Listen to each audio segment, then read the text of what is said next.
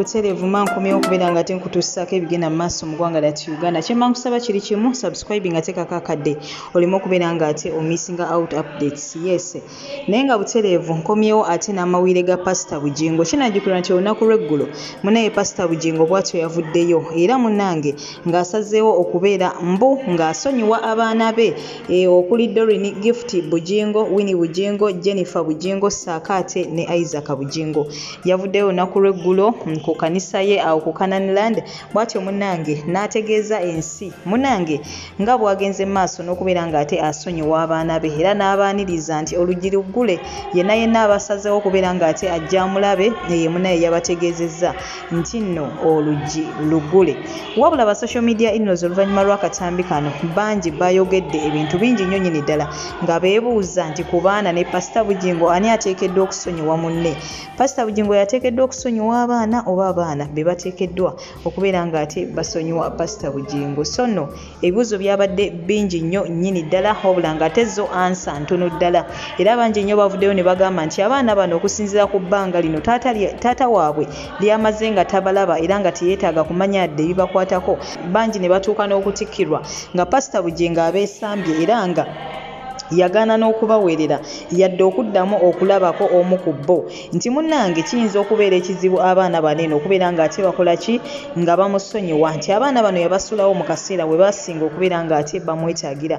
Bw'atyo maama waabwe n'asalawo bambi atube nabo mukazi wattu. So bangi nnyo bagamba nti abaana banene kigenda babeerera kizibu ddala okubeera ng'ate basonyiwa Pastor Bugingo. Yadde ye yavuddeyo n'alaga nti abasonyiye, naye bo abantu bagamba nti abaana be bateekeddwa okubeera ng'ate basonyiwa kitaabwe era ne basalawo oba bamunoonya oba munnange tebamunoonya. Ngenda kuba nkulekerako akatambi awo mu maaso nga Pastor Bugingo munnange bw'atyo ategeeza abaana be nga wabasonyiye, naawe ogende mu maaso n'okubeera ng'ate obyekkanya. Naye nga si byangu n'akamu n'akeddagala biggweerawa mikwano gyange. Subscribe nga teekako akadde, byonna byonna ebinaaba bigenze mu maaso butereevu nja kuba mbikutuusaako ate waneeno. Goodbye for now, toseetuka. Njagala okutwala omukisa guno obutasigala bweru waggulu.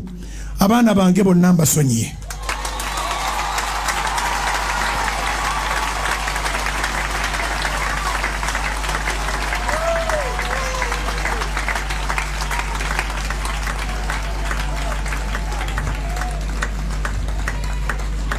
Doreen Bugingo, Gift Kirabo, kusonyiye nga nkijja ku ntobo y'omutima gwange.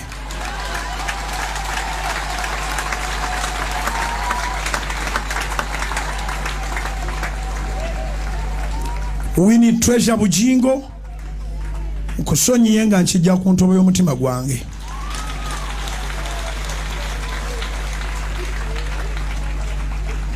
Jennifer Blessed Bugingo, kusonyiye nga nkijja ku ntobo y'omutima gwange.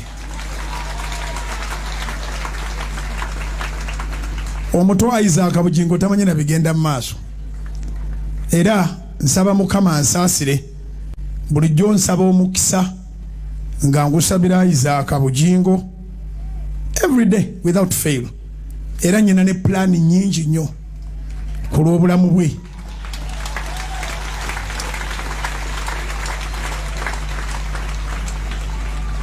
Newe emirembe mu mutima gwange simuninaako access for the last 5 years, naye yensonga lwaki buli lunaku muteeka mu mikono gya Mukama kubanga sinze Mukama.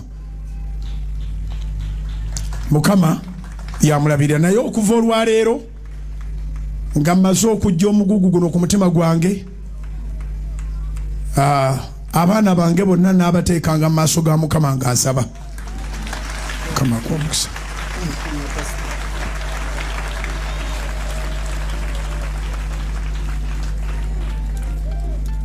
Sikakiddwa, siwalirizibwa, ntegeera bulungi, ndi mulokole, njagala okugenda mu ggulu, olunyiri lwogera nange ate nze ne njogera n'abalala.